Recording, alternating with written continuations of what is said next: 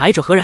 此刻，金鹤真仙的目光瞬息变得警惕起来，与此同时，更是怒喝一声。显然，他也听到了那诡异的笑声，也意识到另有他人还在此处。这气息，金鹤真仙怒喝的同时，楚风也是神色一动，他感受到了金鹤真仙的威压，那威压非常的强大，强大到难以形容。楚风不知道金鹤真仙到底是何修为，可他总有一种猜测，金鹤真仙的实力恐怕不只是真仙境这么简单，因为楚风见过真仙级的强者，而金鹤真仙的此刻的威压，简直比真仙级的强者还要强大无数倍。金鹤真仙散发威压，是为了彰显自己的实力，威慑对手，但也正因为他意识到对方来者不善，所以在散发出威压的同时，已是向楚风掠去，想要保护楚风以及楚风手中的封神竹简。然而，金鹤真仙刚刚靠近楚风，忽然一股无形却又强大的力量将金鹤真仙给推了出去。前辈，这一刻，楚风目瞪口呆，因为他亲眼看到强大到难以估量的金鹤真仙竟然被轰飞了出去，这多半说明那诡异笑声的主人比金鹤真仙还要强大得多。就在楚风震惊之时，楚风的周围忽然出现道道狂风，那狂风携带着血红色的气焰，很快便将楚风彻底覆盖，封锁在了当中。混账！金鹤真仙愤怒不已，他怒喝之时，风云变幻，日月无光，这方天地都受其影响。很快的，他身上便金芒四射，如同太阳一般，照耀八方。此时此刻，他的气息比先前楚风感受到的还要强大许多。他衣袍舞动，踏步而来，每走出一步，脚下都随之抖动一下，就连虚空都在因其而站立。他根本不像是一个人，更像是一个统治天地的王者。滚！然而就在这时，那诡异的声音忽然响起，紧随其后，那正在封锁楚风且正在旋转的红色气焰之中，忽然射出了掠向了金芒闪闪的金鹤真仙。金鹤真仙大袖挥起，金芒闪烁，他是要挡下那红色的气焰。然而金鹤真仙的动作还未做完，那红色的气焰已经轰在了他的身上，正中胸口。金鹤真仙再度被轰飞出去，但这次并非毫发无损，落地之时，嘴角已满是鲜血。强大如此的金鹤真仙，在那红色气焰的面前，竟然是如此的不堪一击。再敢乱来，要你小命！就在此时，那诡异的声音再度响起，只不过这一次，他的声音却不再诡异，相反霸气非凡，就仿佛只要他愿意，真的就可以立即取走金鹤真仙的小命一般。可恶！金鹤真仙剑眉倒竖，面露无比愤怒之色，说话间便想再度出手。金鹤，不要妄为，这位不是我们能够对付的。就在此刻，一道声音自其身旁传来，与此同时，一道身影也是落在其身旁，拦住了那欲要起身的金鹤真仙。此人自然便是一直隐藏于金鹤真仙身旁的布衣老僧。老魔物，那可是封神竹简，难道就要这样让人捡了便宜？金鹤真仙一脸的不甘心。金鹤，你在云河山这么久，都未曾发现此处毫无预兆的出现，你觉得是何原因？布衣老僧问道。听得此话，金鹤真仙目光一动，稍微冷静下来的他，那脸上怒色不仅未减，相反在其眼中也是涌现出了一抹忌惮之色。他自然是听懂了布衣老僧的话，既然此处不会无缘无故出现，但又与他没有关系，那么多半是与那位有关。小子，别来无恙啊！就在此刻，那声音再度响起，你是何人？我们认识。楚风紧张地凝望四周，那血红色的气焰如旋风一般旋转，而他就在这旋风的中央。除了那不断旋转的红色气焰，楚风什么也看不见。而最重要的是，那血红色的气焰带给了楚风致命的压迫感。他甚至觉得，只要他触碰到那血红色的气焰一下，哪怕只是一点点，他也会形神俱灭，死的不能再死。那是一种远远超过了他理解范围的力量。在这股力量的面前，楚风觉得自己连蝼蚁都谈不上，就像是一粒尘埃，弱得可怜。天外有天，人外有人，出现如此强者，楚风虽然感到惊讶，但却也并未有他感。可是现在听对方的语气，好像认识自己，楚风很好奇自己什么时候认识了如此厉害的人物。很快的，除了楚风之外，在这被血色气焰封锁的空间内，一道身影渐渐浮现。是你？看到这位，楚风目光大变，目露无比惊讶之色。怎么会是他？不仅是楚风，就连那待在楚风界灵空间内的女王大人，也是满眼的意外与吃惊。这是一位绝色美女，美到令所有男人看到都会心跳加快，甚至难以控制自己的地步。而这个美女楚风认识，因为她乃是与女王大人一样，曾在楚风界灵空间内被封锁了多年的界灵。这是雪姬。雪姬虽然出现了，可是她却并没有说话，相反她看向楚风的目光很是冷漠。你这是怎么了？仔细打量了一下此刻的雪姬之后，楚风越发的惊讶与不解。此刻的雪姬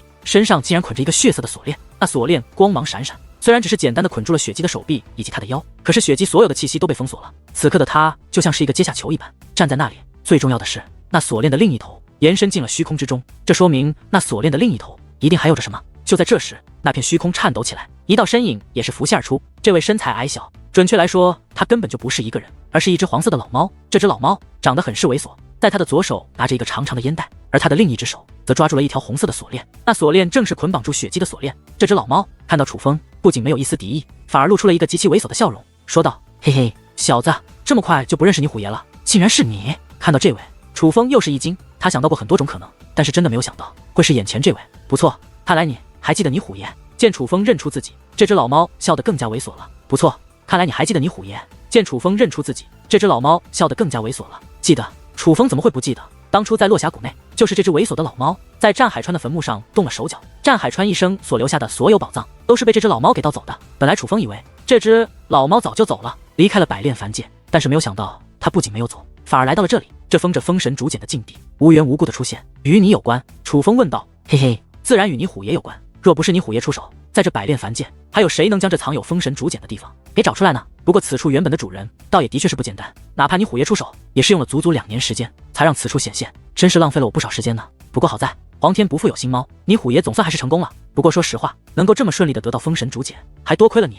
老猫一边笑着，一边将那猥琐的目光投向了楚风手中的封神竹简。见此情形，楚风赶忙将手掌握紧，把封神竹简紧紧地攥在了手中。他不管此处是不是这老猫给弄出来的，但是这封神竹简却是他答应金鹤真仙的，所以他自然不想这封神竹简落到这老猫的手里。然而很快的楚风便脸色一变，他那紧握的手掌竟然难以自控地打开，随后眼睁睁地看着那封神竹简自其掌心飘走，落入了那老猫的手中。这一刻，楚风深深感受到了他与那老猫的差距，在这老猫的面前莫说抗衡，哪怕他的身体都不再属于他，老猫一念之间就可以操纵于他。小子，不属于你的东西就不要拿，这东西可会给你带来灭顶之灾，所以还是放在你虎爷这里安全。老猫手握封神竹简，笑眯眯地说道。你这是抢夺！楚风很是愤怒地说道。就是抢夺，你奈我何？老猫讽刺的一笑，随后说道。你若是心有不甘，日后大可来找本大爷，只是怕你小子没那个本事。老猫说完此话，掌心一握，那封神竹简便消失不见。虽然不知道那封神竹简去了哪里，但楚风能够确定的是，一定是被这只老猫给收了起来。小子，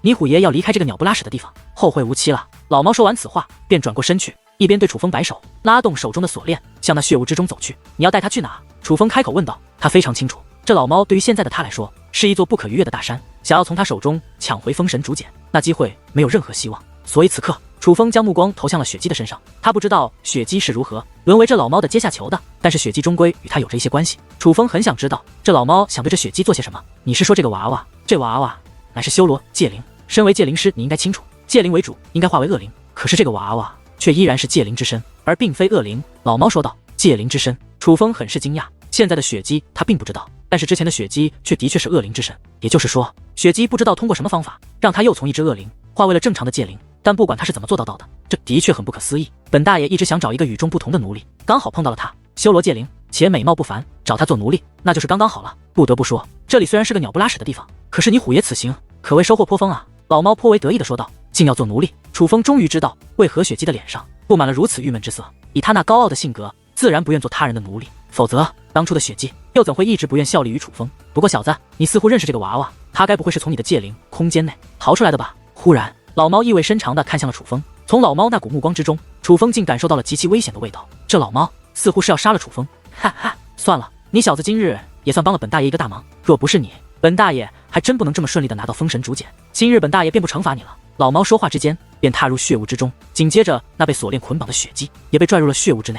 楚风一直盯着雪姬，所以他注意到，在雪姬进入虚空的一刹那，那目光之中涌现出了一抹绝望。不知为何，在那一刻，楚风心中为之一紧，那种紧张就像是自己的亲朋被抓走了一般，他竟有些担忧。只是楚风不明白，他为何会担忧雪姬？这雪姬与蛋蛋可是截然不同，他的身上有着很多不确定性，甚至在此之前，楚风对他还一直有着深深的戒备。因为其他的不谈，曾经的雪姬的确是真真正正的想要取过他的性命。雪姬哪怕曾是他的戒灵，可却从未效力于他，并且非常憎恨于他，所以准确来说，雪姬更像是楚风的敌人。正因如此，楚风才不明白自己为何会紧张一个敌人，莫非是因为雪姬终究是自己的戒灵，所以心灵上也有着一些联系。就在此时，那红色的气焰升空而去，显然是那老猫带着雪姬离去了，而楚风也是终于支撑不住，半跪在了地上。楚风在楚风跪在地上之时，一道身影也是来到他的近前，将他搀扶起来。此人自然便是金鹤真仙。金鹤前辈，我楚风看到金鹤真仙，内心充满了愧疚，本想要道歉，先不要说话。然而金鹤真仙却不允许楚风说话，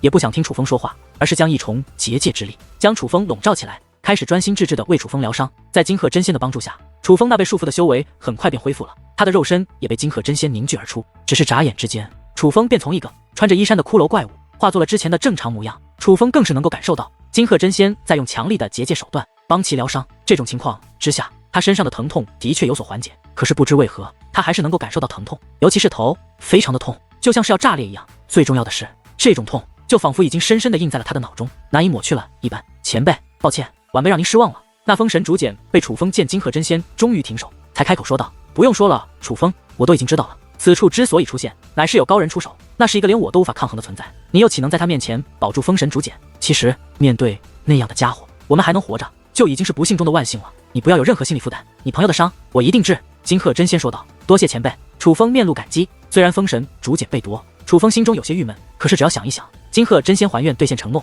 为王强医治伤势，那楚风的心中也顿时从阴转晴。看着此刻听得自己愿为王强医治而面露喜色的楚风，金鹤真仙则是叹息一声。楚风，有一件事我必须让你知道。金鹤真仙说道。前辈请讲。楚风说道。楚风，在失去修为的情况下，你能够闯过刀山火海，靠的是强大的意念与精神力。说实话，如此强大的意念与精神力，我还是第一次看见。我指的强大，并非是力量的强弱，而是如此的坚定。可是你虽然成功闯过了刀山火海，可却也让你的精神力受到了严重的负荷。正因如此，你的精神力也受到了很严重的创伤，严重到我也无法让其愈合。现在的你是不是感觉身上的伤痛并未全部愈合，并且头疼之感反而越来越烈？金鹤真仙问道。的确是这样。楚风点了点头。这就是精神力的创伤所致，这是再厉害的人也难以医治的情况，想要缓解只能靠你自己。也许时间久了他会自然恢复，但也有可能他一辈子也都无法恢复。若真是如此的话，不仅对你的修为会造成一定的影响，你的结界之术更是难有进步，怕是你这一辈子只能停留在仙袍界灵师的层面了。金鹤真仙说道。听得此话，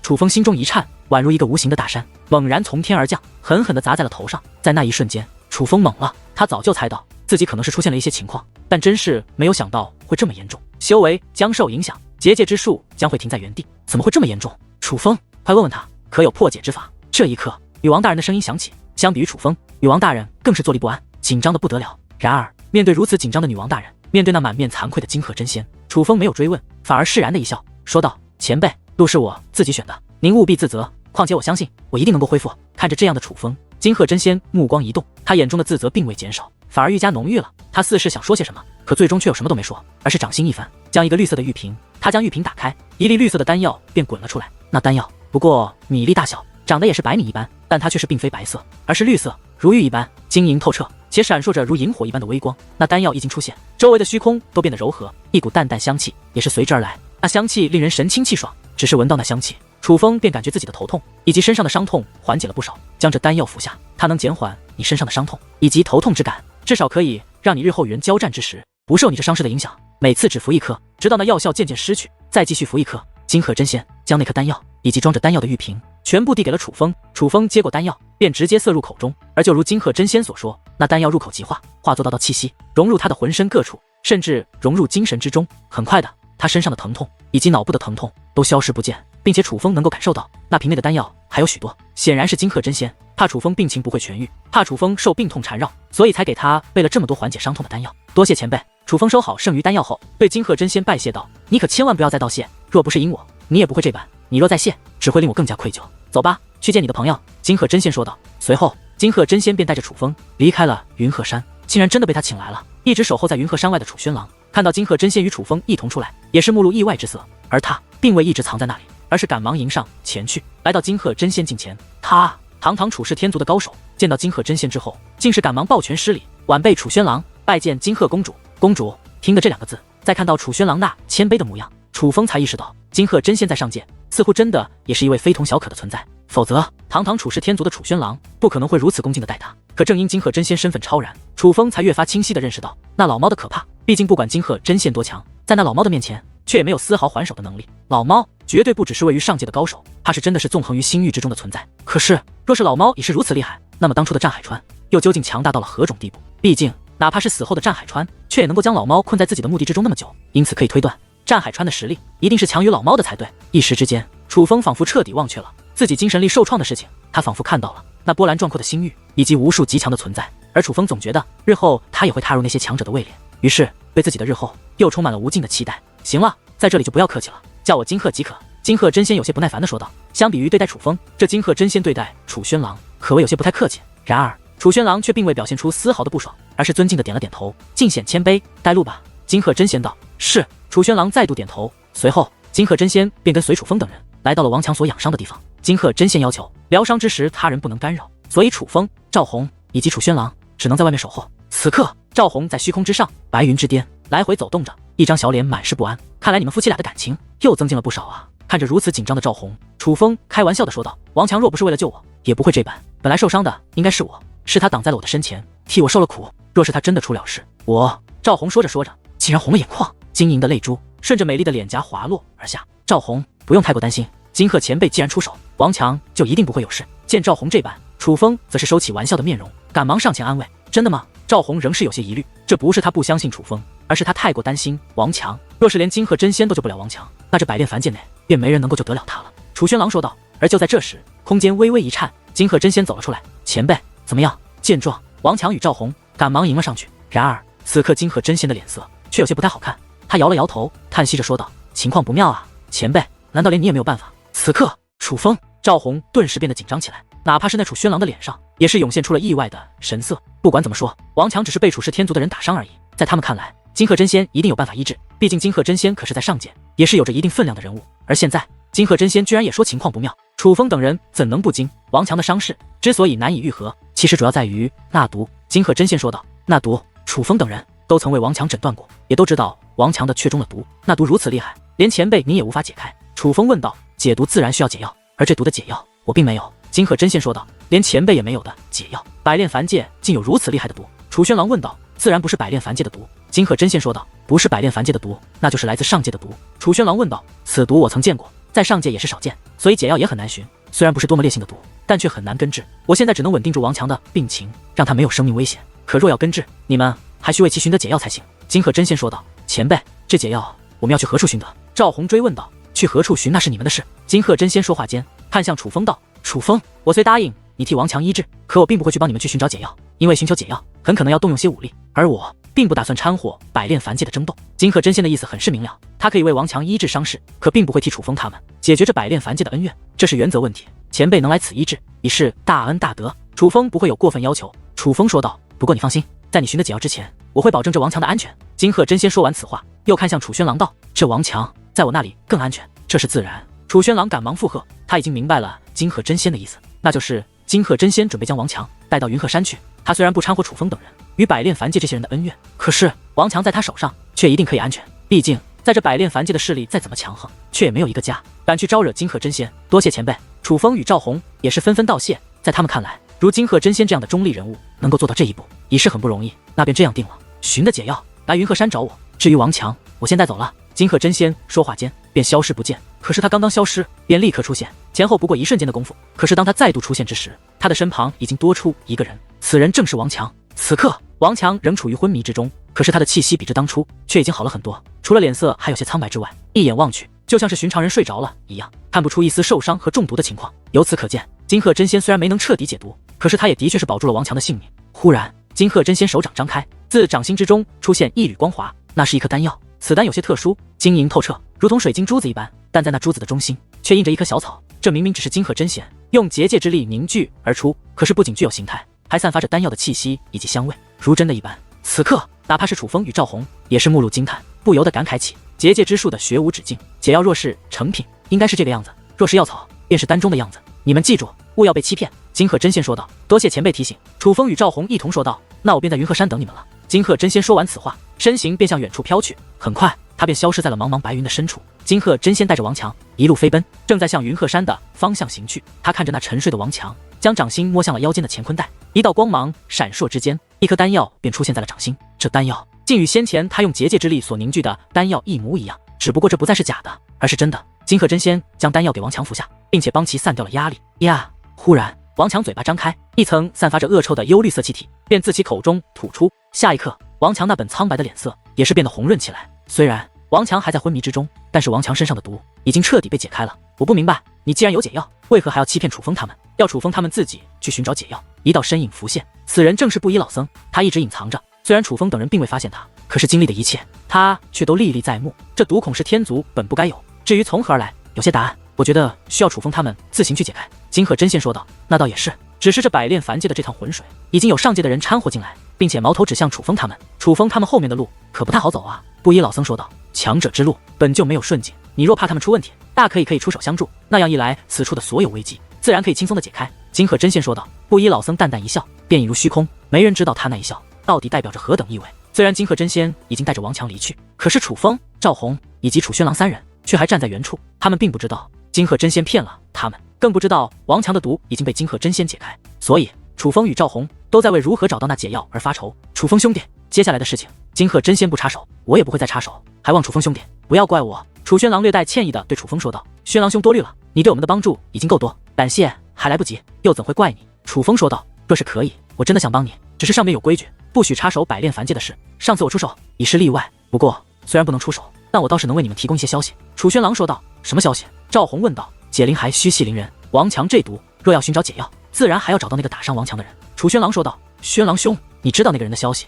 楚风面露一丝喜色，因为想要找到解药，的确要先找到那失毒之人，可是他现在却根本不知道那打伤王强的人是谁。可若是能够知道打伤王强的人是谁，那目标就可以变得明确起来，可以少走许多弯路。早就猜到你会找那人报仇，但若去孔氏天族总部打探，以你们的实力有很危险，所以我已经帮你们打听过了。打伤王强的人叫做孔斗墨渊，修为在九品无祖，被誉为孔氏天族真仙以下最强者，所以面对这个人，你一定要小心，他的实力非同小可，不容小觑。至少对现在的你们来说，他是一个非常危险的存在。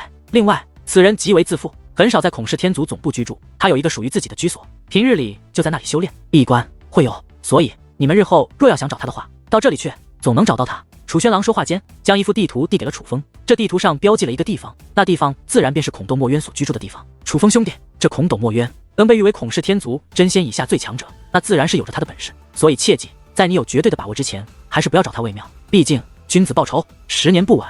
楚轩郎再度提醒道：“多谢轩郎兄提醒，我们会小心行事。”楚风说道：“既然如此，那便后会有期了，我在上界等你。”楚轩郎说道：“轩郎兄要离开此处？”楚风问道：“有要事要回去处理，怕是短时间内不会回来了。”楚轩郎说道：“也好，日后我们上界再见。”楚风说道：“告辞。”说完此话，楚轩郎便引入虚空之中，消失不见。此处便只剩下了楚风与赵红2人，那家伙竟是9品无祖，难怪我与我相公联手都被他压制的难以还手。楚轩郎走后，赵红却是面露忧愁之色。此刻他们已经知道如何去找那孔斗墨渊，可是奈何实力却不如对方，而另一方面，他的相公王强却还在等着解毒的药。虽然有金鹤真仙在，他也清楚王强暂时不会有事，可只要想到那毒未解，他的担忧便难以消除，眼下自然是急切的很。而赵红迫不及待想要找到那解药，楚风又何尝不是如此？楚风，王强在金鹤真仙那里，短时间内不会有事，你可切莫着急。女王大人开口说道，她太了解楚风了，知道楚风为了朋友的安危，可以连性命都不顾，她是真怕楚风为了快点帮王强找到解药，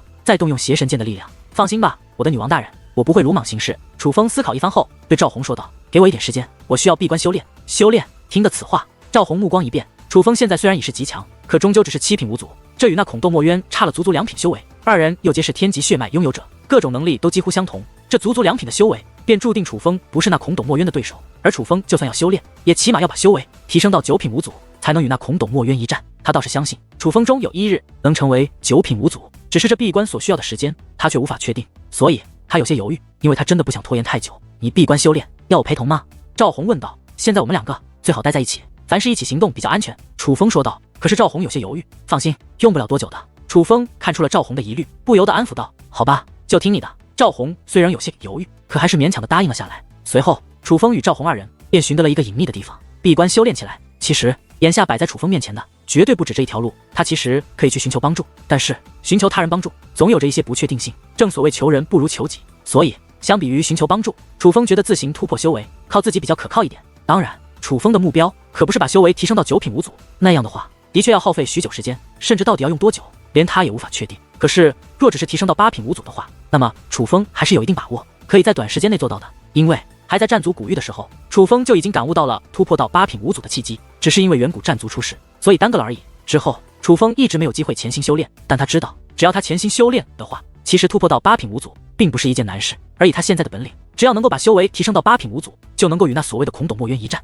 随后，楚风闭关，赵红则为楚风护法。而楚风突破的速度极快，只用了短短10日的时间，他就成功的突破了那道从7品无祖通往8品无祖的大门。当那漫天的神雷浮现于空，并且劈落而下之后，楚风已是成功的得到了8品无祖的修为。赵红，我们可以出发了。成功突破之后，楚风赶忙自闭关之所走出，向赵红报喜。赵红呢？然而当楚风走出之后，楚风却是脸色一沉，因为他并未发现赵红的身影。不仅没有赵红的身影，任凭楚风再如何感应，却也没有发现赵红的气息。会不会他有事离开了一下？女王大人说道。不会，他这气息离开许久了，怕是10日前我闭关的时候就已经离开了。楚风说道。这么说来，那就只有一种可能了，他还真是不让人省心。女王大人说道。女王大人此话落下，楚风便猛然动身，化作一道流光，快速的在虚空之上飞掠起来。若按照女王大人所说，那么这个可能便真的只有一个。赵红定然是太过心机，他一定是独自一人去找那孔斗墨渊复仇了。在百炼凡界中有着一片辽阔的海域，名为万兽海，之所以叫做万兽海，那是因为这万兽海内有着无数只海兽，至于具体数量，绝对不止万只，而是高达上亿只。这些所谓的海兽，其实就是生活在深海之中的凶兽。凶兽没有灵智，只有杀戮之心，异常的凶残。而这些潜藏在深海之中的凶兽，修为却是非同小可，最弱的也是5帝境，大多数都是半祖境，甚至相传还有个别的一些凶兽实力达到了5祖境。所以这万兽海可谓是凶险万分，半祖以下者根本不敢踏入的地方，哪怕是御空而行，也很有可能被把藏在深海之中的凶兽强行吸入海中，被其生吞。又因这茫茫无际的万兽海内，除了无穷无尽的凶兽之外，并没有任何资源和宝藏，便导致这万兽海成了一处人烟稀少的地方。不过在这万兽海的最中央，却有一座人工打造的孤岛，这座孤岛上面有着一片仙气十足的建筑群，而在这孤岛的入口处，有一座高达100米的大门，此门上面竖立着一块牌匾，牌匾之上可写着3个大字：墨渊府。此处便是属于孔洞墨渊的居住之所。其实平日里，这墨渊府上便只有孔洞墨渊以及府上的仆人在，但是今日却是与往日不同。孔斗墨渊的一些好友，在最近几日已是纷纷赶到这墨渊府，他们来此自然是受孔斗墨渊邀请。此刻，在墨渊府的一座浩瀚大殿内，聚集着几百道身影。虽然在这足以容纳几万人的大殿内，寥寥几百道身影坐在其中，依然显得有些空荡。可是这几百个人却皆是在这百炼凡界有着一些地位的人，莫说一些隐士高手，就连4座一等势力也均有名声显赫的大人物到场。比如仗剑仙门内被誉为万年难得一遇的天才独孤剑续，还有与孔斗墨渊一样被誉为是周氏天族内真仙以下最强者的周富空，以及佛观天寺内的一位异类，明明是出家人，却是酒色财气皆有沾染的酒肉和尚。这3位可谓皆是各自势力之中真仙境以下名声最大、实力最强的存在，而他们3个与孔斗墨渊乃是多年好友。而除了他们之外，在场的还有许多5祖境巅峰的高手，他们虽然年龄各有不同，但却向来志同道合，关系非常不错。而从那酒肉和尚就可以看出，其实他们这些人不管是否出自名门正派，其实都不是什么善类，更不是什么好人，不是真恶人，便是伪君子。墨渊兄，我可是听说那楚风并没有死，已经有人看到了他，你说他会不会向你孔氏天族复仇啊？闲聊之中，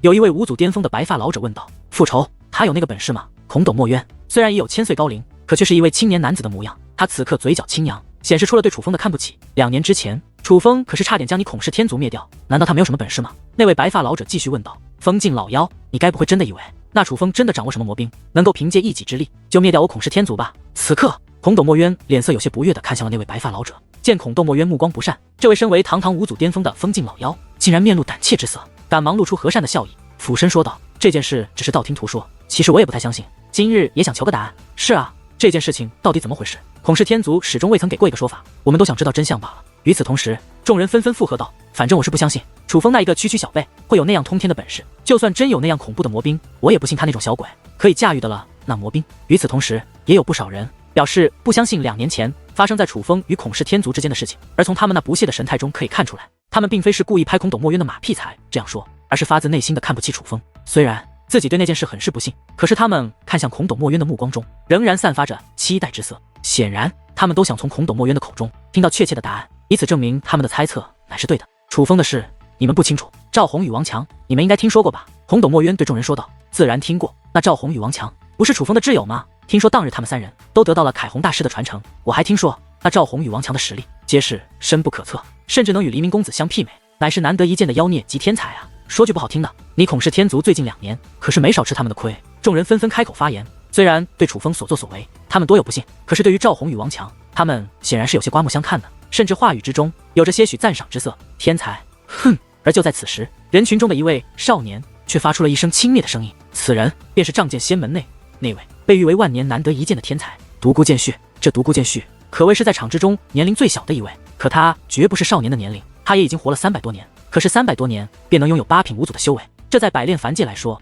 已是当之无愧的天才。独孤少侠似乎很是看不起那赵宏与王强啊，可是只在2年内就能在百炼凡界混得风生水起，甚至名声大有盖过黎明公子的势头，他们2人绝对不是等闲之辈。见独孤剑续如此，有人开口说道：他们有实力，若真有实力，又岂会被墨渊兄打得抱头鼠窜？那独孤剑续讽刺地说道：莫非你已与那王强和赵宏交过手？听得此话，众人都将那惊讶的目光投向了孔斗墨渊。面对众人的目光，孔斗墨渊则是故意地整理了一下衣衫，这才面带淡淡笑意，得意洋洋地与众人说道：得确交过手，那赵宏与王强并非平庸之辈，的确有着一些手段，但也根本没有传闻中的那样利傲的。其实他们2人能够多次破坏我孔氏天族的分布，靠的不过是卑鄙的手段而已，因为我与他们正面交手，他们根本就没有还手的余地。孔斗墨渊说道：那这么说来，他们2人都被你杀了？众人追问道：那倒没有，不过并非是我杀不了他们，而是有人救了他们。孔斗墨渊说道：有人救了他们，能够从你手中将人救走的，莫非是真仙强者？这么说来，他们的身后真的有真仙强者撑腰？众人目露惊讶之色。他们早就听闻楚风身后有真仙强者撑腰，可是这种事情并未亲眼所见，他们多少还是有些怀疑的。但是这孔斗墨渊却是他们的好友，孔斗墨渊说的话，他们还是比较相信的。的确是真仙强者，否则怎么可能从我手中救走人？所以，我可以明确的告诉诸位，不管是王强宇、赵红也好，还是那个楚风也罢，他们能在百炼凡界混出今日的名声，其实靠的都并非他们自己的本领，而是他们的身后有人撑腰罢了。孔斗墨渊说道。这么说来，2年之前将孔氏天族重创的，也根本不是楚风，而是另有其人。有人问道。这是自然，否则就凭那个楚风，怎么可能重创我孔氏天族？孔斗墨渊一脸确定的说道。听过孔斗墨渊的一番话，在场之人又惊又叹，他们都确定了一件事，一个他们一直怀疑的一件事，那就是楚风、赵红、王强3人之所以能在百炼凡界为所欲为，做出那么多惊为天人、不可思议的事情，那是因为在他们的身后有着一个大靠山，一个险些将孔氏天族灭掉的神秘高人。至于这个高人究竟是谁，他们都不知道，但可以确定的是，这个人的实力极强，甚至很可能是这百炼凡界少有人敌的存在。墨渊兄，既然明知道他们3人身后有高手坐镇，你日后可切莫再与他们为敌，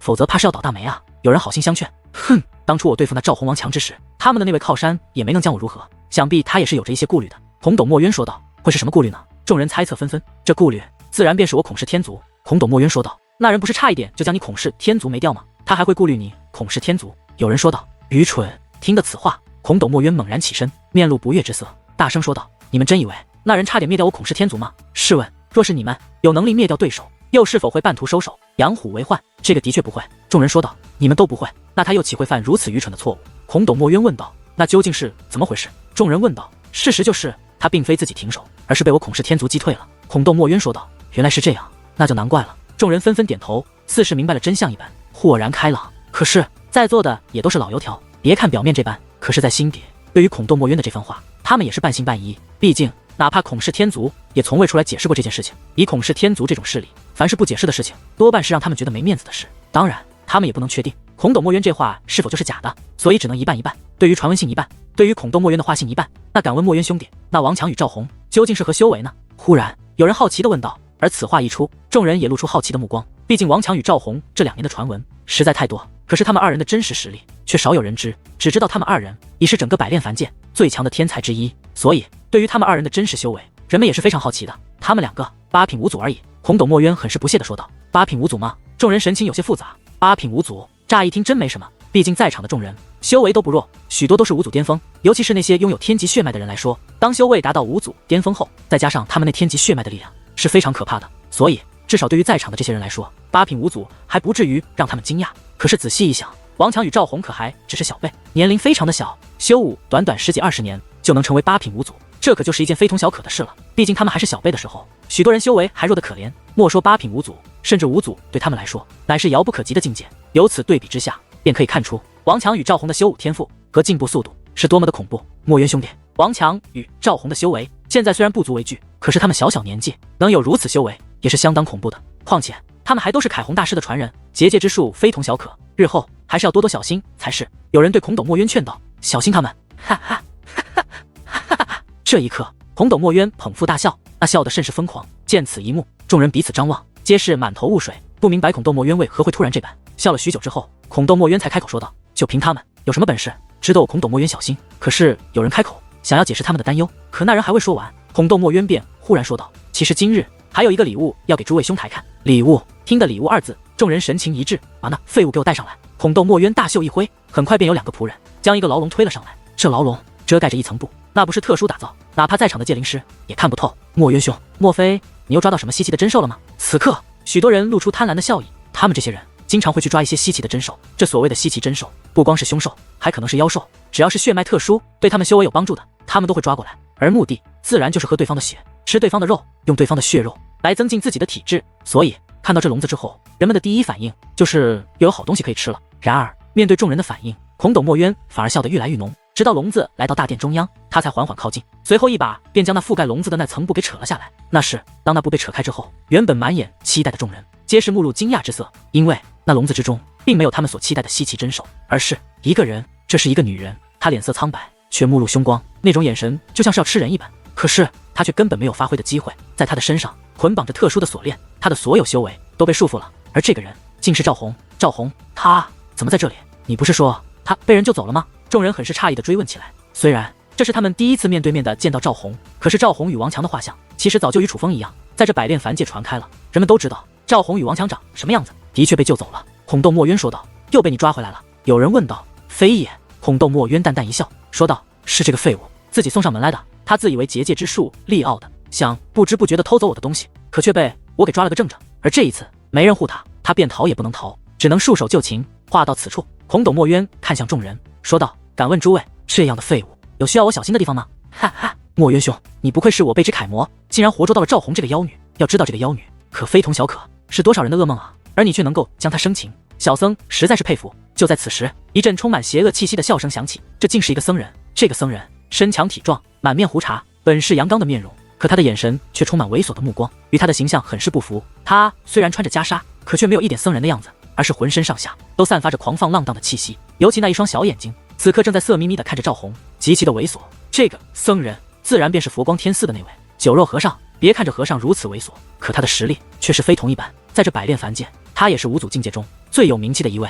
酒肉和尚，你该不会是对这妖女也感兴趣吧？这妖女可不是寻常百姓家的姑娘，没那么好对付哟。又有一位缓缓起身，走到了那关押赵红的牢笼之前。此人拥有九品五祖的修为，乃是周氏天族之内号称真仙以下最强者的周富空。周富空、酒肉和尚、孔洞墨渊以及独孤剑续，他们四个乃是四大一等势力之中真仙以下者名气最大的存在，而他们四个也是关系非常要好的朋友。虽然常人眼中他们也都是正义的代表，可是当他们四个私下聚在一起时，才会展现出他们真正的丑恶嘴脸。他们都是真正的伪君子。周兄，你不会是要与我抢吧？我记得你从不谈好女色的呀。酒肉和尚上前说道：“身为男人，哪有不喜欢女人的？只是我对女人的要求比较高，寻常女子入不了我的法眼。不过这妖女，我倒很是欣喜。”周富空笑眯眯的说道：“你们两个疯了吗？这赵红可是咱们墨渊兄的敌人，莫非你们两个要娶我墨渊兄的仇人不成？”独孤剑续也是起身上前：“娶妖女这种事情，我可是不敢做的，但是玩一玩还是可以的嘛。反正他已是阶下囚，我觉得墨渊兄是不会放过他的。既然他早晚也要一死，何不在他死前让我们快活一番？”周富空色眯眯的打量着赵红，根本不像是一个出自名门正派的高手，更像是一个无恶不作的魔教之徒。我看可以。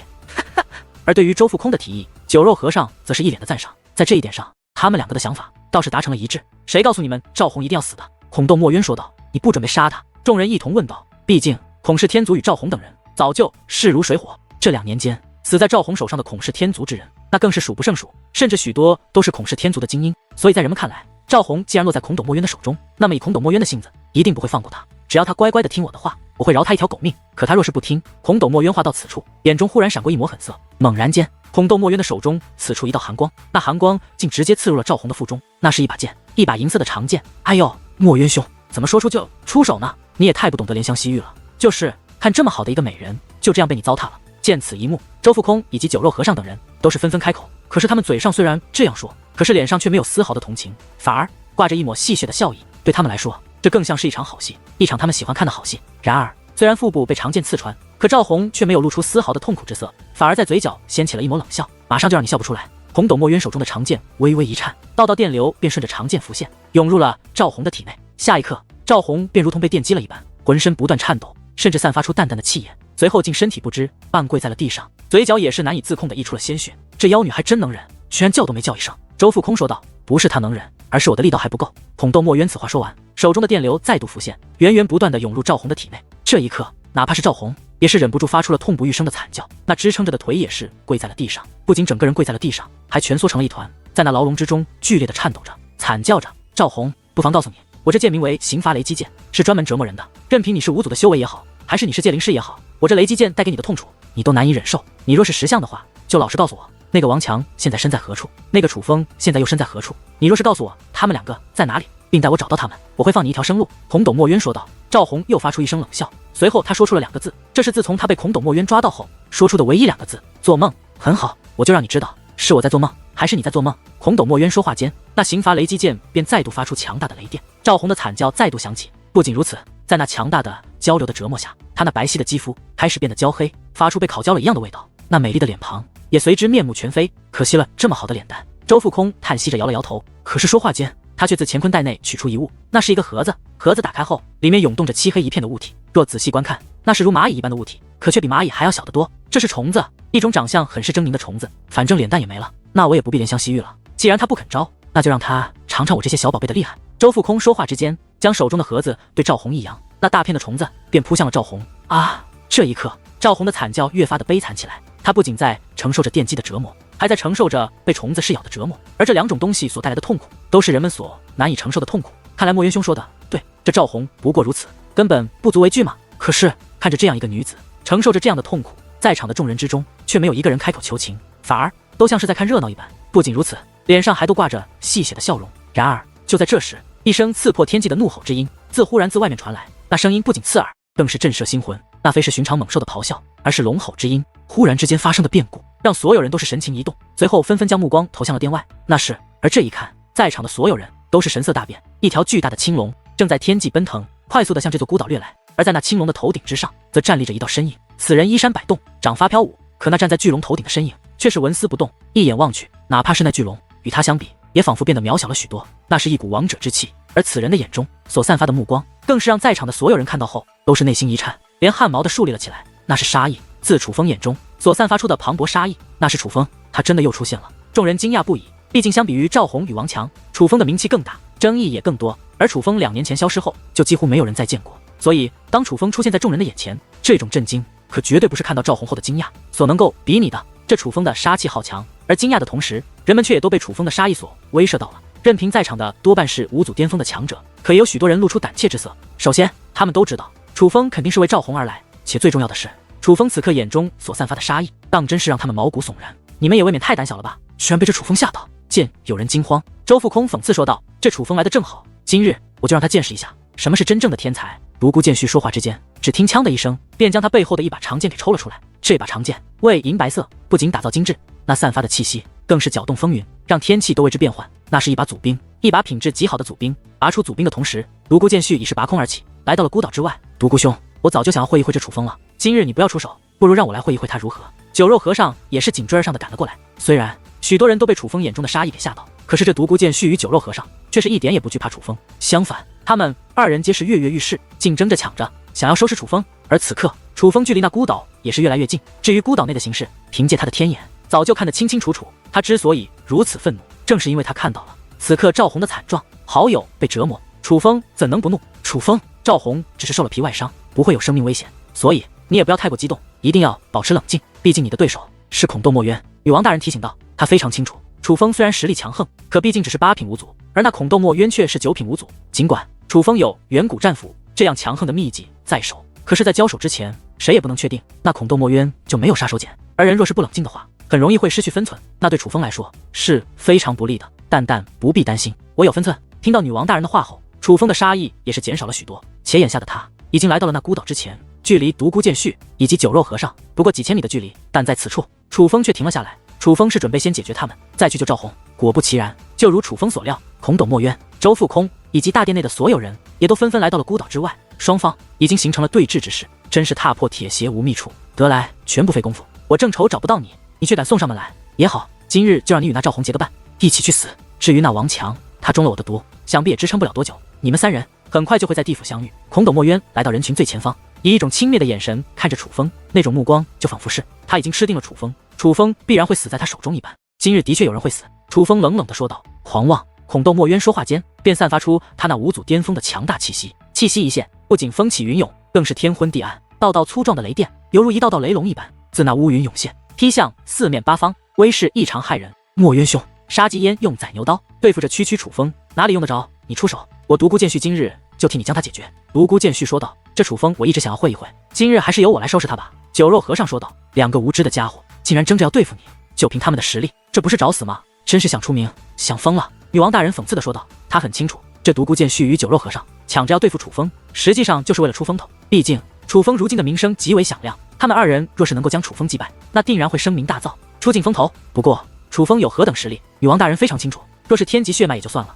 既然不是天级血脉，就算那独孤剑续与酒肉和尚都是5组巅峰，可却也根本不可能是楚风的对手。当然，楚风一直隐藏着修为，所以他们不知道楚风是什么修为。也许在他们看来，楚风修为很弱，所以才这般自信，纷纷把楚风当成了软柿子，争着抢着要来揉虐楚风。和尚，你修为比我高，还说我先去吧，若是我不行你再来。不过我怕是不会给你出手的机会。独孤剑续说话间，已是手持长剑拔空而起，并且此刻他手中的祖兵长剑闪烁着耀眼的光芒，那是极为强大的武力，祖劲剑海杀。独孤剑续手中的长剑向前一指，刹那间无数道剑光密密麻麻的涌现，相互叠加，向楚风捕杀而去。那剑太多了，简直就像是由剑所组成的海浪，一波接着一波，铺天盖地，异常的凶猛，竟直接使用了阻境剑海杀。见此一幕，许多人都是惊讶万分，他们都很清楚这阻境剑海杀代表着什么，这可是仗剑仙门最强力的武技之一。此刻酒肉和尚一脸的不是滋味，心中咒骂起来：独孤剑续这小子一出手就是最强的杀招，这是要直接将楚风斩杀，根本就不打算给我出手的机会，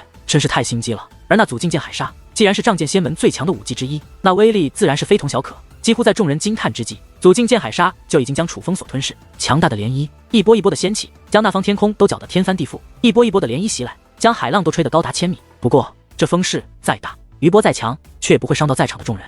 此刻众人顶着那漫天的雨水以及狂风巨浪，目光紧紧地凝视着楚风所在的方向，他们都用尽各种手段想要看一看楚风现在到底是何状况。可是不管怎么看，却都感受不到楚风的气息。莫非楚风已经死了？看不到楚风的身影，感受不到楚风的气息，所有人都以为楚风已经死在了那阻境剑海杀的亿万剑光之下。看来楚风不过如此，真是虚有其名。在觉得楚风已死之后，许多人露出了失望的神情。哼，果然不堪一击。而此刻独孤剑续的嘴角也是掀起了一抹得意的弧度，在他看来，今日击败楚风，日后定要名扬四海。他独孤剑续的名头，怕是要盖过孔董墨渊等人，成为这百炼凡界真仙以下的第一人。而就在此时，一道耀眼的雷芒忽然在独孤剑续的眼前浮现，下一刻，在场的所有人都是目瞪口呆，大吃一惊。是楚风！楚风没有任何预兆的出现在了独孤剑续的身前，并且此刻的楚风身后雷霆羽翼扇动，身上雷霆铠甲覆盖，他的气息已经比九品五祖还要强出一个层次。虽然已然还是五祖，没有达到真仙的境界，可这个境界却是独孤剑续所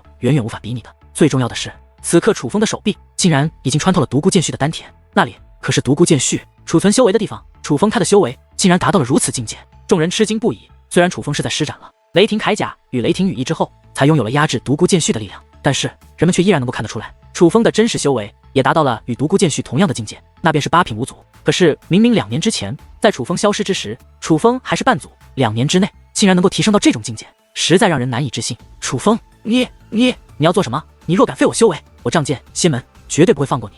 此刻独孤剑续慌了，毕竟楚风已经洞穿了他的丹田，只差一步就可以将他修为彻底毁掉。眼下的楚风就等于是抓住了他的命门，他不得不怕，毕竟那可是他修炼了多年的修为。你觉得我楚风像是怕你仗剑仙门的人吗？楚风看向独孤剑续的眼中充斥着讽刺的目光，见此目光，独孤剑续心中一紧，忽然觉得自己实在愚蠢至极。楚风连孔氏天族都不怕，自然也不怕他仗剑仙门，用自己的势力威胁楚风，当真可笑。楚风，我与你无冤无仇，先前出手也只是想与你切磋一番而已。眼见着威胁不行，独孤剑续只好说些软的。今日之前的确无冤无仇，我也从未想过与你为敌，更未想过取你性命。但是先前你对我出手，可并未手下留情，而是想要索取我的性命。若不是我实力在你之上，已经丧命。楚风一字一句的说道，字里行间都散发着冰冷之意。见楚风似是杀意已决，独孤剑续已然瑟瑟发抖。向来傲气冲天的他，此刻也是不得不放下身段，赶忙开口求饶：楚风，我……可是他刚刚开口，楚风的眼中便涌现出了狠色。对于你这种人，我楚风向来不会手软。话罢，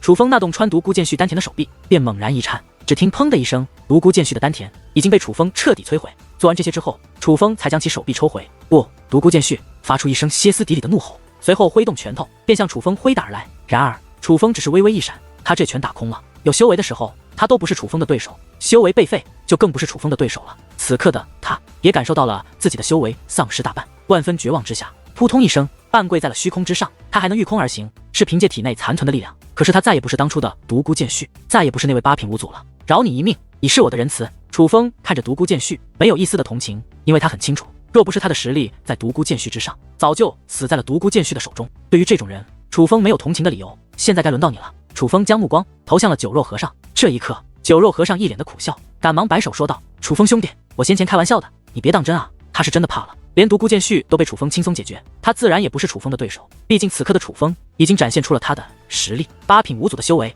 配上那天级血脉的雷霆铠甲以及雷霆羽翼，再加上逆战4品的战力，这自然不是他这个寻常的五祖巅峰能够抗衡的。然而就在此时，楚风却是身形一动，消失不见。当楚风再度出现之时，已经来到了酒肉和尚的身前。这一刻，酒肉和尚脸色大变，他清晰地感受到他的丹田疼痛难忍。仔细一看，不仅酒肉和尚惊了，围观之人也惊了。因为楚风先前洞穿独孤剑续的那条手臂，此刻也同样穿过了酒肉和尚的丹田，那哪里是手，简直就是一把可以洞穿一切的利刃，哪怕酒肉和尚这种9品五祖也是无法抗衡啊！酒肉和尚忽然发出一声痛不欲生的惨叫，他的下场与独孤剑续一样，丹田被彻底摧毁。只能依靠身上残余的力量，勉强的在半空之上支撑。我都未曾对你出手，你为何还要废我修为？酒肉和尚愤怒的大吼起来：如你这般的人渣，废你修为乃是轻的。楚风说完此话，便看向了周富空：轮到你了，楚风兄弟，你这样就有些过分了吧？他们起码先前争着抢着要收拾你，你把他们废了，也算是能够理解。但是我可从来没得罪过你。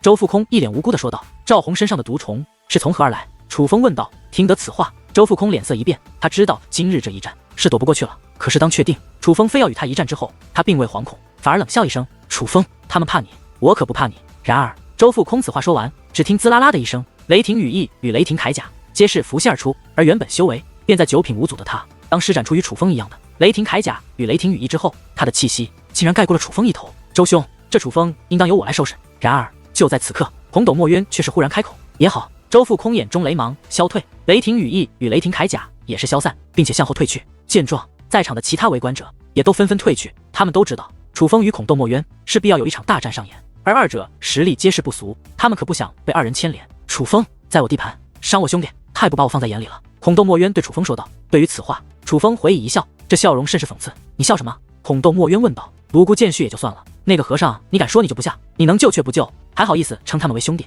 楚风冷声说道。是啊，以孔斗墨渊的本事，先前的确可以救下才对。听得楚风之话，众人议论纷纷，甚至就连酒肉和尚以及独孤剑续也将那怨恨的目光投向了孔斗墨渊。孔斗墨渊，枉我们视你为兄弟，你竟然利用我们！酒肉和尚愤怒地说道。利用，的确是利用，不管今日楚风是生是死，可是只要楚风废了独孤剑续以及酒肉和尚，他们楚风与仗剑仙门以及佛光天寺的梁子，就算是彻底结下了。在场的都是聪明人，所以他们都明白了孔斗墨渊见死不救的打算。而对于独孤剑续以及酒肉和尚的责怪，孔斗墨渊却连看都不看一眼，就仿佛此刻的二人已经无法入他的双眼一般。眼下孔斗墨渊只是将目光投向楚风，说道：你自己心狠手辣，伤害他人，竟然还要辱我名声。楚风，今日无论如何我也不能饶你。说的就好像我今日不做这些，你就一定会放过我一般。楚风轻蔑一笑，那倒也是，你我势不两立，我没有放过你的理由。但是我孔斗墨渊向来不会恃强凌弱，今日既然要战，我也不会凭借修为胜你。今日我要与你同等战力之下，与你一战。孔斗墨渊此话说完，